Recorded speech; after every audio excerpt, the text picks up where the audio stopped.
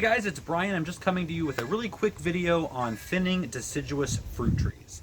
Now it is the 1st of June, and anytime now we're going to be ready for June drop. And that's basically where deciduous fruit trees decide that they've produced probably more than twice as many fruit as they can actually ripen successfully.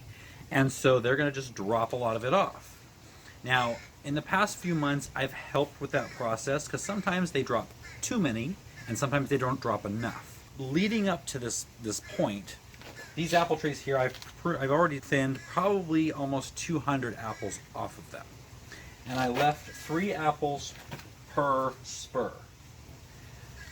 Now, to really get good quality fruit, you really should only have 1 or 2 apples per spur that you leave on there. I've not done that in the past. I'm going to try that on some of them this year to see if that really does make a difference. And so what I'm going to do is just choose, I might do 2 in some spots and 1 in some spots. So I'll have 1, 2, and 3 to test and see actually if you really do need to prune down. So there are 3 fruits here. They're pretty much all the same size.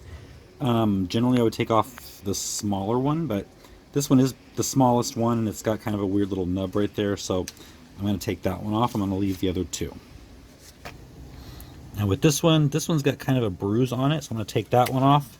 And I think I'm going to leave this one as the biggest one and just have 1 in this section. And we'll see how that does.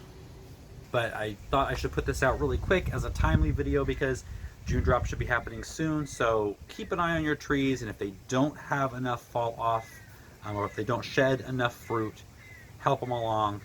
Leave 1 to 2 fruits per spot for better quality fruit, or you can leave maybe 3 on for a little bit lesser quality but more fruit. Thanks for watching, guys, and I will see you next time.